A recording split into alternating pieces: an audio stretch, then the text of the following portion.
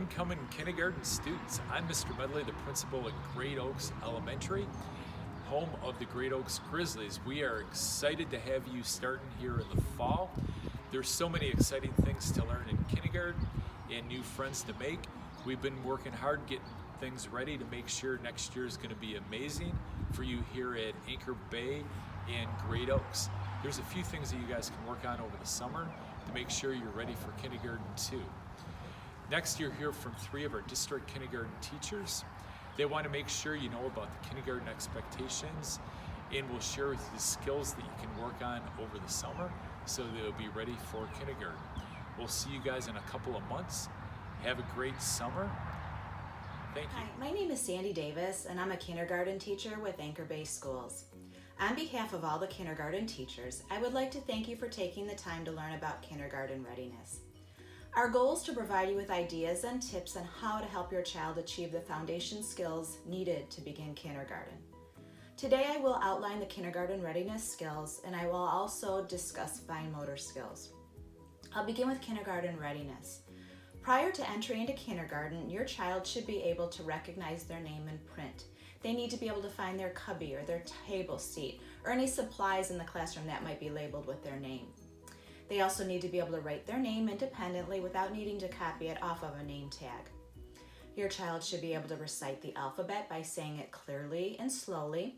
They need to know how to name all of the capital letters, and a great way to practice that is just by making some flashcards or using magnetic letters or foam letters.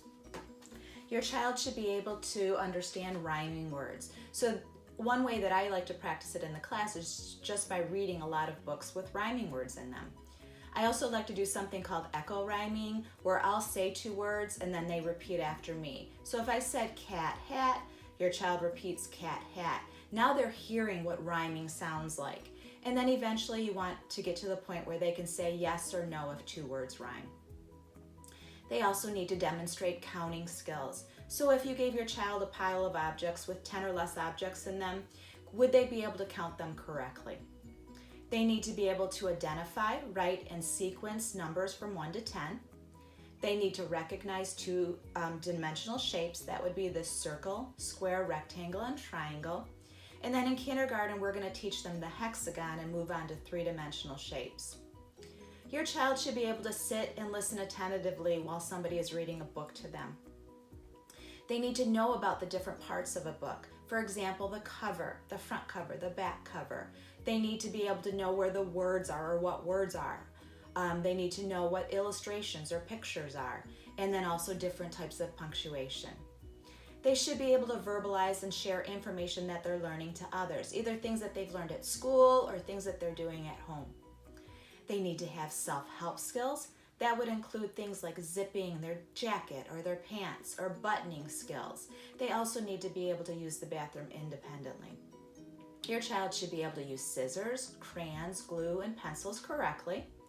And they need to use a correct pencil grip and scissor grip, which I'll talk about in just a minute.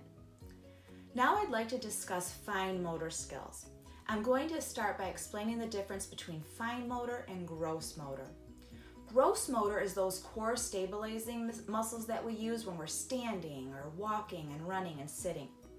It also includes eye and hand coordination. We call those ball skills, so the ability to throw a ball or catch a ball or kick the ball. Now, fine motor development, we're talking then about the coordination of the muscles that are in your hands, your fingers, and your wrist. And these skills are needed to complete paper and pencil tasks, such as writing or coloring and drawing or cutting and gluing. And these are the types of tasks that we spend a lot of time at doing in a kindergarten day. I want to start by talking about scissors. So at this age, your child should know their dominant hand. Are they right-handed? Are they left-handed? Now, when they're looking at their scissors, their thumb is placed into the small opening and their fingers go into the larger opening. The thumb should always be facing the ceiling. Now, something you can try with your child is you can move the index finger out and only leave the other fingers in the big area. This allows a little more stability when they're cutting by keeping that index finger out. Their other hand needs to hold the paper and direct and guide the paper as they're cutting.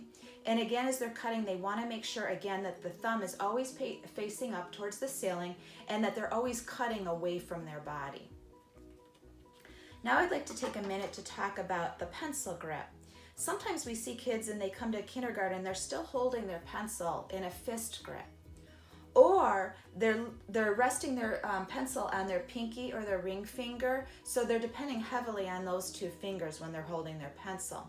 These can be indications of children that have a weaker fine motor development. So what we teach the kids is they need to hold their pencil with their index finger and their thumb. So they pinch the pencil towards the end with the lead. The pencil then rests between those two fingers, and then we take the middle finger and it sits on the middle finger for stability. Their pinky and ring finger should be tucked below. Now again, if your child is depending on that pinky or ring finger, something you can try is by taking a puff ball and having them squeeze the puff ball with those two fingers.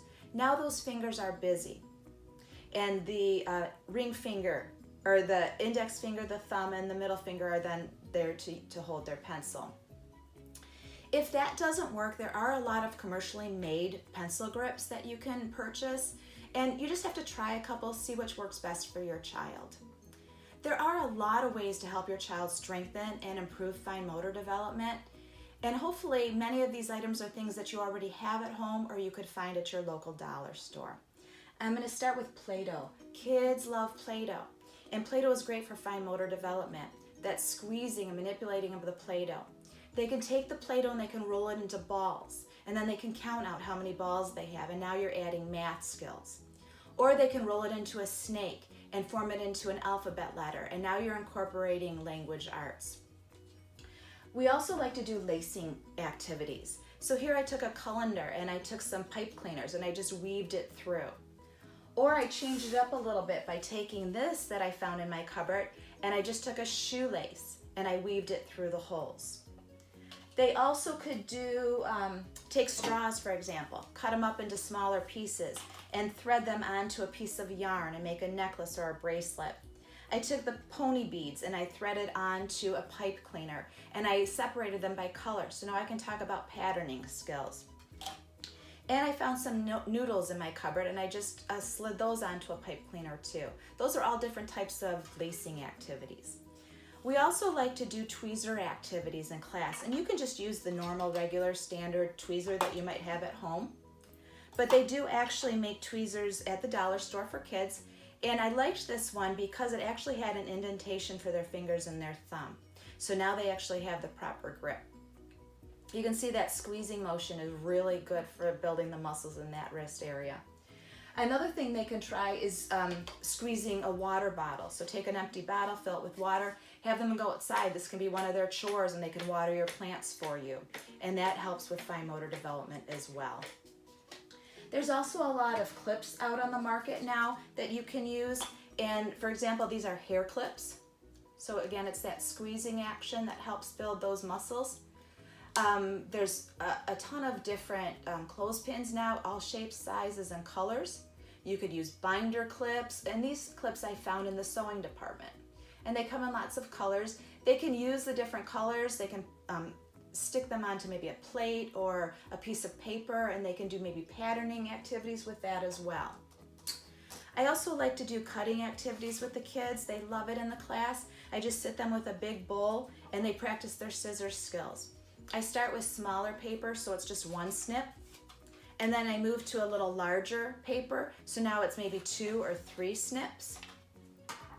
I also like to do paper ripping, shredding with them. So they're just taking their fingers, they're tearing the paper into smaller pieces. This is great if you have junk mail that you need to have shredded. You now have your own personal shredder at home. It's really important to also continue to do coloring and drawing activities with your child. Sometimes the children will say, I don't really care for coloring. But what I found is that I needed to find a way to motivate them. And so what I've tried with the kids is do something called directed drawing. There's books to teach kids how to draw. There's also a lot of YouTube videos. And it's really fun. So you can have them, it takes you through the step-by-step how to draw something.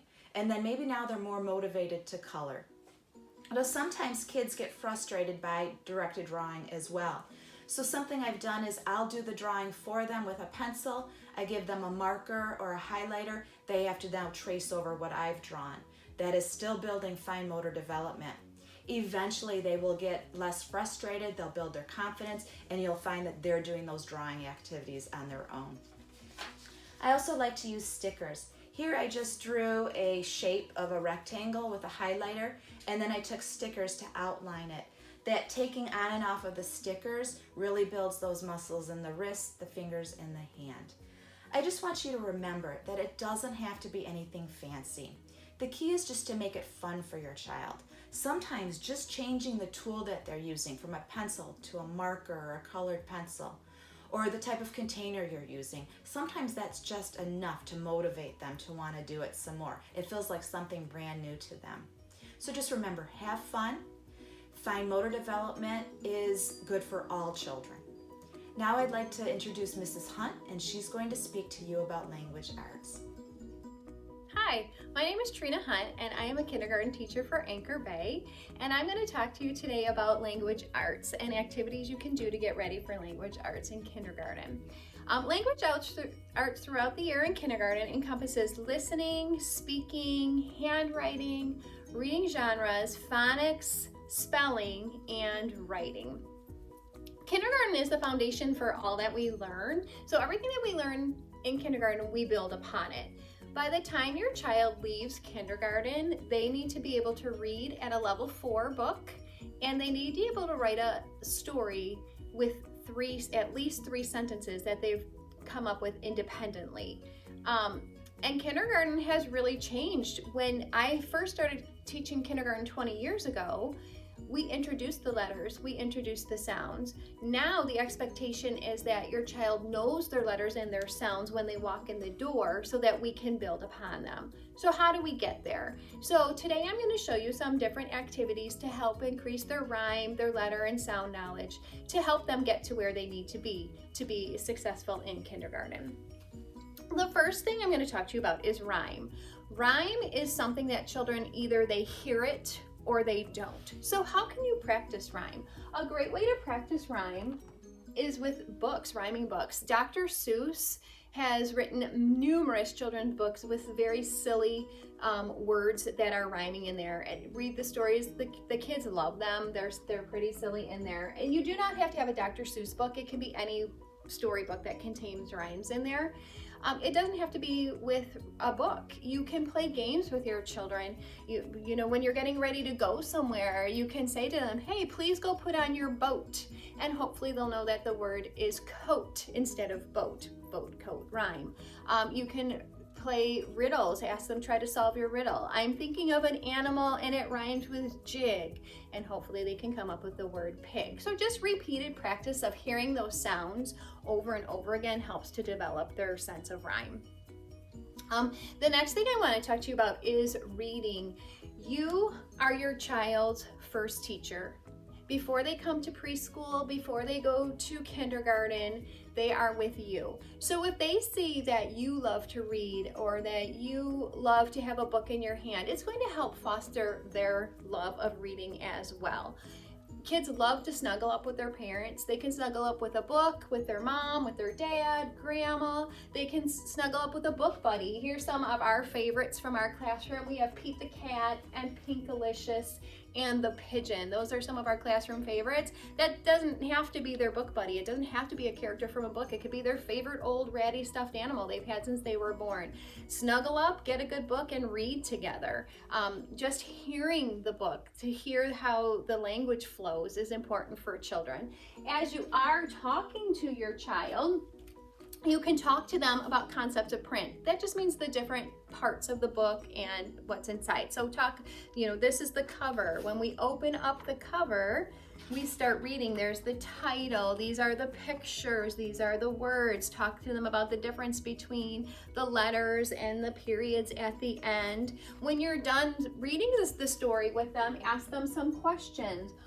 What did the main character do? How did she feel that way? That will help to develop their comprehension. and read books over and over again. It just helps develop their vocabulary, their ability to listen, and their comprehension. Next, I'm going to move on to identifying letters and their sounds. It is essential that your child knows their letters when they walk into the door. So if they're there, fantastic. You'll work on their sounds and you'll work on their writing. If they're not there, then I'm going to give you some ideas of things to do to practice. Start small. Start with the letters of their name. If your child's name is Jack, cut up an index card. Write the letters of their name right on there.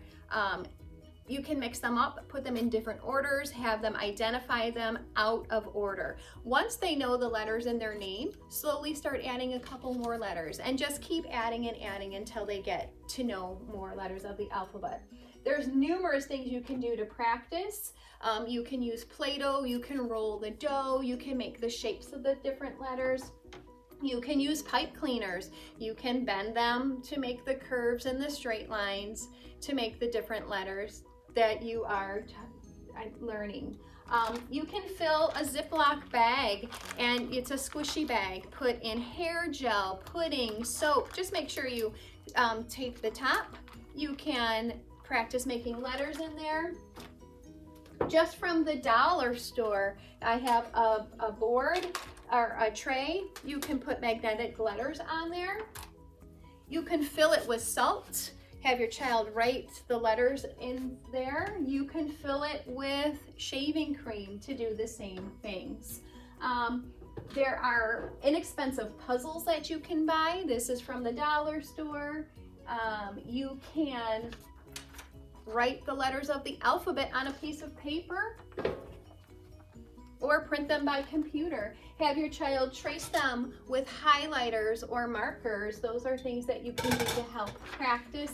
Give them a blank piece of paper and give them bingo dabbers, and you can make your different letters that way as well. Incorporate some sounds as you're practicing. For example, this is an Easter egg, and I have the uppercase letter on the top, the lowercase letter on the bottom. Inside is a rubber band. So once they figure out what letter it is, talk about the sound. Rubber band. I also have another one here. It has the letter P. We have uppercase P, lowercase p, and inside is a penny. You can play different games with sounds. You can write letters on index cards, and you can put them in order to play games, and maybe you can play a game, what's missing? A, B, C, D, F, G, and your child can try to find the letter E. You can play a game called Up and Down the Stairs. Have your child sit at the bottom stair, show them the letter, ask them what sound does it make. Here, this is the letter D. If they tell you D, D, they can move up the stairs and keep moving up until they get all the way up to the top of the stairs. A fun game that children seem to enjoy is a letter hunt, so that you can get them a brown paper bag, put a letter inside. This one obviously has the letter S on it, so here's the letter S. The letter S says S. Have them search your house for things that start with the letter S. We have items like a strawberry, scissors, straw, spoon, and a star, and have them put them inside the bag. Another thing that you can do is give them a wipe-off board. Children love wipe-off boards. They can practice writing letters. You can have them, oh, what letter makes the k sound? Have them right there. If you don't have a wipe-off board, a great alternative is a page protector. Just put a paper inside of a page protector and it will wipe off just like a wipe-off board.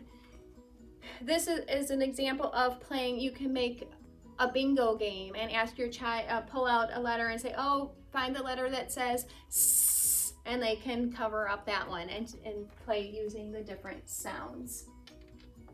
An important thing I know is that sometimes you're busy. I understand that. I'm a mom too, so I understand that sometimes you just need a few minutes to yourself. I don't normally promote videos, but these are two great ones to help with letters and sounds. You've had a long day, you need to get dinner ready, throw on a video. This one's called The Letter Factory. It's by Leapfrog, and this one is called Talking Words Factory. They have a tune the kids seem to just love. This one helps them to identify all their letters, and once they have that, Talking Words Factory helps them with sounds, sounding out words, like you see the word cat here. And the next thing I want to talk to you about is writing. Give them some writing experiences. Like I said before, they can use a wipe-off board. Give them the wipe-off markers, have them write their names, sound out some words, have them try to write those words there. Give them paper. They can use plain white paper, they can use lined paper. Give them a variety of tools. If you mix it up, they tend to love it more. Highlighters, markers, colored pens, pencils. Different activities or different writing utensils just makes it more fun. You just want to give them opportunities to write. A great way in the morning before they come down for breakfast, say, hey, you need to sign in your name today. Make sure you remind them to start up at the top, go down at the bottom, and writing from left to right.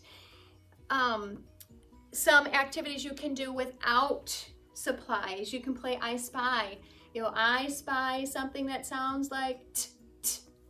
Maybe you're talking about a toy or a tree.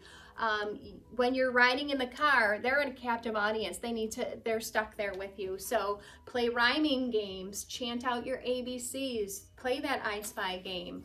If you're sitting and watching TV, practice writing the letters on each other's backs and try to guess what letters you're making. Most importantly, just keep your sessions short and fun. Start small and just add more as they can handle it. Two most important things: talk to your child, read to your child. It will do more for them than you know. Thanks for listening today, and Mrs. McClelland is going to talk to you today about math. Hello everyone, my name is Carrie McClelland. I'm a kindergarten teacher in Anchor Bay. I'm here to share a few math ideas that you could do at home over the summer to get your child ready for kindergarten. I'd like to refer you to the picture of math throughout the year. You will notice that there are 6 skill areas that we cover throughout the year in kindergarten: number sense, geometry, patterns, graphing, measurement, and computation. I have a few things here that I'd like to share with you that you can find around your house to help get your child ready for kindergarten. The first thing I'd like to share is just practice counting with your child. We want to make sure by the end of the school year they should be able to count by ones to 100. So if you just practice counting while driving, I used to do that with my children. You could count houses as you're driving by, but just practice counting. We want to make sure that the children do not skip any numbers. Another thing that you could do is just give them a handful of grapes and have them count them. I mean, it could be anything, but we want to make sure that you are making sure that they point and say each number as they're counting them, so they have good one-to-one correspondence. So they don't say more than one number when they're counting just one grape. You can also do things like finding a paper plate, just writing a number on the paper plate and having them show you that number by putting things on the plate. They can practice fine motor by putting a paper clip on there or a clothespin. You can get a pair of tweezers and have them put small items on the plate. I have pom-poms, so we're putting 4 pom-poms on the number 4 plate. Being able to recognize those numbers, especially 1 through 10, when coming into kindergarten is very beneficial. Another thing that you can do is, I have this egg carton, and the numbers 1 through 12 are written in there. You can put a small piece of candy, I use Skittle or anything in there, shake it up, and whatever number it lands on, they have to tell you what that number is. They can show you by counting out small items. You can also make your own flashcards I used index cards, but you could use any kind of paper or cardstock. Have them write the number and show you what that number is. I use stickers on this one. They could draw small pictures. They could use a hole punch and punch that many holes in the card to show you that number. For patterns, boys and girls can just look around the house, look on clothing. There's a lot of patterns on clothing, especially stripes. Have them tell you what the pattern is. Have them tell you what might come next. You could do a clapping pattern by just clap, snap, clap, snap. They can do that with you and tell you what comes next. For geometry, we go over 2-dimensional and 3-dimensional shapes.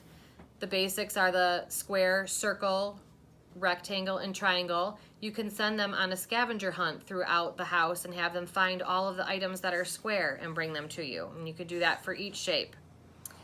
For graphing, one thing that I found helpful was if you have a fruit cereal, you could have them sort them by color.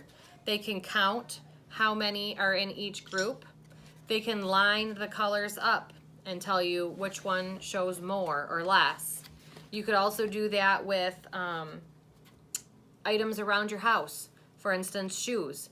You can compare how many shoes one child has to the next. They can tell you who has more, who has less.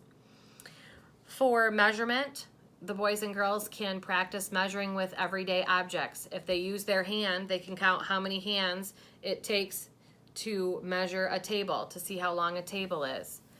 They can use paper clips to measure how long a shoe is.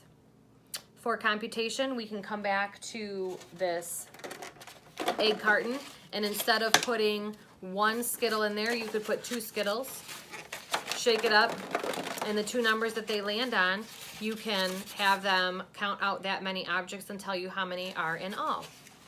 Some other things that you could get from the dollar store is just a deck of cards. And with a deck of cards, you can have your child compare 2 numbers, showing them the 2 numbers, having them tell you which one is bigger, which one is smaller. You can have them tell you what they are, use them as flashcards. You can even add them together, show them, have them count how many are in all. You can get whiteboard markers from the dollar store, and you can write on a window, you can write on a mirror, have them do that, practice writing their numbers, drawing dots to show you a number. You can also occasionally find number puzzles at the dollar store. This one has the number, it has the dot, how many dots on each number show you what the number is. So there are some fun things that you can also find at the dollar store. Another thing that you can find at the dollar store is pipe cleaners and beads. You can put 10 beads on the pipe cleaner and just tell them to show you random numbers. You can use 2 different colored beads doing 5 and 5. You could make patterns with the beads on the pipe cleaners as well. So those are just a few fun ideas that I wanted to share with you to get ready for kindergarten in the fall. I would like to thank you for watching our virtual Kindergarten Readiness Night video, and we look forward to seeing everyone in the fall. Thank you.